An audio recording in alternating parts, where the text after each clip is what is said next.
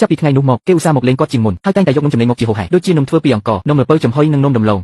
សុទ្ធតែជានំទុនងាយស្រួលញ៉ាំមិនបាច់កំពីយូរហើយមិនឈឺក្រពះទៀតចំណែកគេគឺញ៉ាំរាល់មុខដែលគាត់ធ្វើមិនដែលនិយាយពីអរគុណតែចានគឺតែងតែញ៉ាំតតែរលីង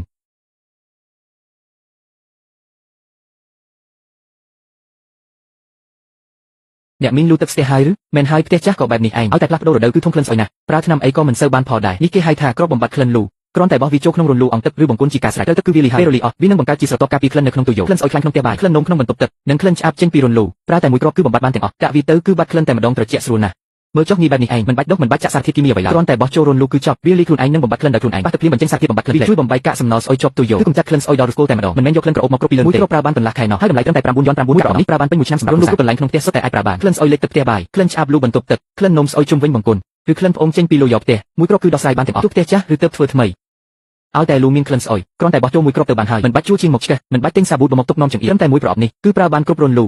របស់ល្អអញ្ចឹងរកទិញនៅណាទៅនៅក្នុងកន្ត្រកទំនិញខ្ញុំមានលក់អញជាអ្នកដឹកអីវ៉ាន់តាក៏ឆ្លៀតលក់របស់ល្អបន្ថែមដែរតាអ្នកមានសបផ្សាយអីវ៉ាន់ខ្លួនឯងបន្តិចទៅហាហាតែរបស់នេះពិតជាល្អប្រាំមែនណាផ្ទះដែលចិញ្ចឹមឆ្កែឆ្មាផ្ទះចាស់លូឧស្សាហ៍ធំក្លិនផ្ទះបាយចូលដល់រដូវក្តៅមានក្លិនស្អុយបន្ទប់ទឹកតែងតែមានក្លិនឆ្អាបរោគប្រាប់មិនត្រូវអ្នកទាំងអស់គ្នាគួរតែទិញទុកទៅមិនខុសសំខាន់គឺថោកប្រើត្រូវហើយមិនញ៉ៃញ៉ៃមួយគ្រាប់បាត់ក្លិនបានកន្លះខែធ្វើឲ្យការរស់នៅកាន់តែមានផាសុកភាពមួយប្រអប់មាន50គ្រាប់តម្លៃសមរម្យបំផុតផ្ទះបាយបន្ទប់ទឹកយកផ្ទះគឺប្រើបានទាំងអស់ចុះធ្វើយ៉ាងម៉េចទើបគេអាចទិញរបស់ល្អនេះបានដែរទៅហាហាហាហា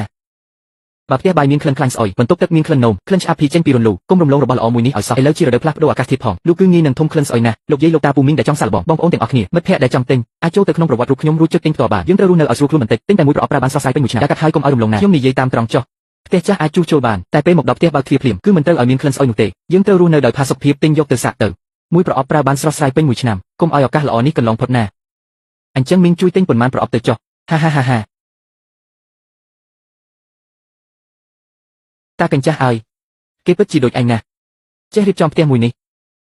ឲ្យបានស្អាតល្អ50ឆ្នាំមកនេះកាលនោះឯងក៏ក្មេងដូចគេអញ្ចឹងដែរអ្នកមីងខ្ញុំមកហើយ